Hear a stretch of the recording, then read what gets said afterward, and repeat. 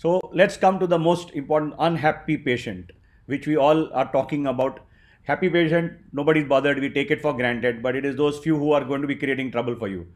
So the very interesting point that you have here that I see in my life is the pessimist ever no pessimist ever discovered the secret of the stars or sailed to an uncharted land or opened a new doorway for the human spirit.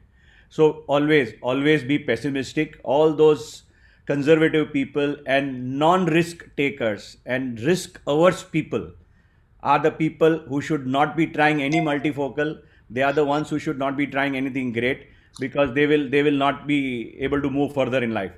You have to be ready. You have to be going ahead with time. You have to move with technology, and you will have a price to pay. But Einstein had said way back in 1945 that humans will always be overtaken with technology in the long run. So if we don't move ahead with progress and technology, technology doesn't mean just software, but including the hardware, the microscope, your optics, your 3D imaging, your 5G, whatever that you have. And this is what is important. So dealing with unhappy premium IOL patients, there is no such thing as a problem without a gift for us in its hands. We see gifts. Anybody who argues, tell them that please use 40-year-old technology, go ahead with the monofocal lens. Why should I break my head? Why do I want to give him multifocality? Let him go and use the regular thing which was going on in life. But the most important part of that is counseling, counseling, counseling, and counseling. Pre-operative, operative, and post-operative. The communication gap is the one which is responsible for majority of your problems. So honesty, clarity of answers, no ambiguity, look into their eyes and answer.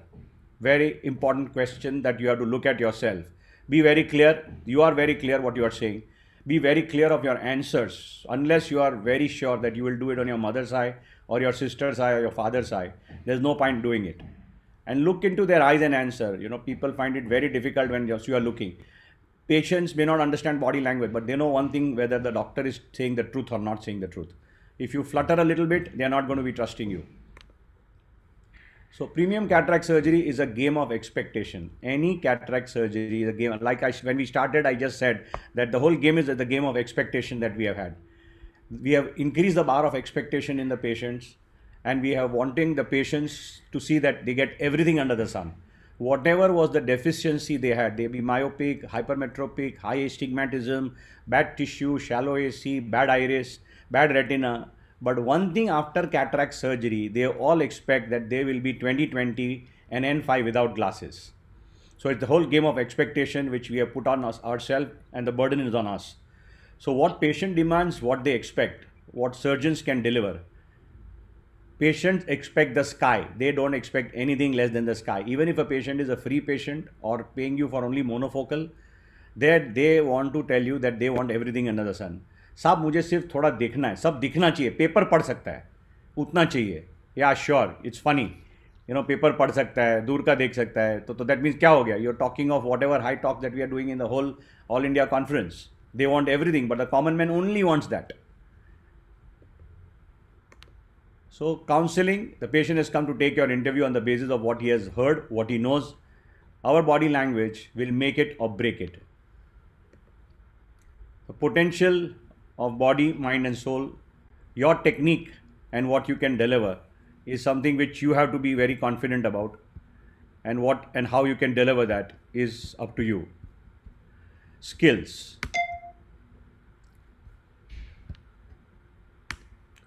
So counseling, under promise, over deliver. Always now with LASIK surgery and every cataract surgery becoming a refractive surgery, under promise and over deliver. Tell them that you're not God, they will understand. Most of them, in fact, some of the best of my patients, despite not having to have glasses, are wearing glasses because they want to camouflage their face. They want to look the same that they were, because the world will not recognize them. So quite a few of them still continue wearing 0 number glasses, despite them being glasses free. So make them understand, they will understand that you are not God, and they will automatically be able to digest what you are saying. And never make them underestimate your procedure. Smile, infuse enthusiasm. It's very important that you infuse enthusiasm. Encourage more questions with patients, relatives. Very important. You have to understand one thing, that you have a group of people coming to meet you. You will realize there is one person who's the decision maker. Try and identify the decision maker, and that is the person who is going to be the most important person. Everybody looks into his eyes. The patient and the relatives will be looking into his or her eyes to find out what next step to be taken and what is the decision to be taken. Don't get irritated. There is never a stupid question. You encourage questions, they will stop after the second question. If you don't encourage questions, they'll ask you 10 questions. So plan, counseling, chair time, screening process, patient needs, expectations, ocular examination, dilate. There is no shortcut to your homework. Your ocular examination, dilated fundus examination, outcomes are achievable. People are here to help you. So you have to have your constraints, your progress, your feedback, your issues, but all of them put on one side. It is the execution which is important. Will it be, they'll ask you stupid questions, but they are not stupid. Will there be pain later? I cannot keep my eyes open. What if I sneeze? What is the recovery period? Please answer them with all your patience. And once you do that, you will realize a lot of happiness comes to them very easily, despite you not being very good in your surgical skills. Can I lose my eyes? Of course they can ask you this. And will I get a squint after laser? Will be a scar seen? How are you wearing glasses, doctor? If you are telling me that I don't have to wear glasses, why are you wearing? So you have to be like this, laser precision, very clear in your answers, no ambiguity, plan your talk properly, be to the point, and execute your answers well. Comes the most important part afterwards is the post-op counseling. Do not neglect that. Listen to them carefully. Most of the answers are in that. Like when you are talking about vitreous floaters, you talked about PVD, you talked about have you seen patients complaining that they've suddenly started seeing baggy eyelids? Then they'll start seeing all those things which they've never noticed before surgery, after the surgery. And they will be after your blood because you give them good vision. So listen to them, it's fine. So humane attitude, the biggest victory in medicine is to show a humane attitude, that you care for them. I've had talks with our senior colleagues, including Ramamurthy, and he has said that some of his patients who got endophthalmitis and lost their eyes were the most happy patients, because you spent time with them, you spoke to them, you counseled them. So they were thankful that the doctor is doing his job. It is their bad luck that they got it. So sympathy, don't hide facts. Tell them what exactly. Sujan hai to hai. So tell them sujan on the cornea, sujan on the iris, or sujan on the retina. Don't make them wait. There is always a few seats available in your office for the cribbers. They'll sit there and talk to the neighbors, the new patient. अरे मेरा कल surgery हो गया, 15 दिन हो गया, अभी तक अच्छा नहीं हुआ, डॉक्टर कैसा है, ऐसा है, वैसा है. You will lose your patient there only. So see them immediately, attend to them and give them proper time. And if you've done that, some of the worst patients can become your best friends. And quite often, patients are not cribbing, they are just scared. They are just plain too scared. They're scared tremendously of what's going on around them, and they hear a lot of negative stories. Congratulate for all the positive. Now, how often have you seen कि मुझे बिल्कुल नहीं दिखता है? Then you are shocked. You know everything has gone well. Gradually, as you find out, you close one eye. Now do this in front of relatives. Make them sit in one corner. Tell them, can you recognize your relative? Can you recognize my person? Can you tell? Oh yes, they will recognize. So first prove them wrong. When they say कुछ नहीं दिखता है, बिल्कुल सब दिखता है. फिर नजदीक का, हाँ छोटा अक्षर नहीं गया. तो what they wanted to tell you was छोटा अक्षर बिल्कुल नहीं दिखता है. But they, on act of omission, they forgot to tell you that छोटा नहीं दिखता है. And as a result of which, the whole family is in chaos. Okay, my relative is not seeing, and 6 of them will be crowding on you. So don't be rude, be firm, be strong at that time. You can't be overtaken by that, and don't put them down, but diffuse the tension in the room by showing that they can see. They themselves will feel embarrassed. नहीं ऐसा तो सब दिखता है, लेकिन सिर्फ वो newspaper नहीं दिखता है. So then because the family doesn't know what is going on.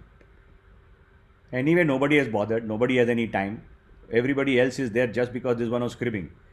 So examine thoroughly, make sure everything is 1000% correct. I mean, of course, this goes unsaid that you have to be very confident. that everything was fine with the patient. Only then can you kind of chada on them and allow more family members to be around.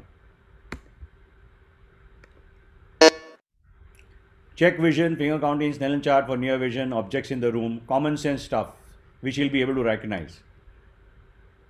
Recognizing the family member, checking the name, time, ask them what's their WhatsApp.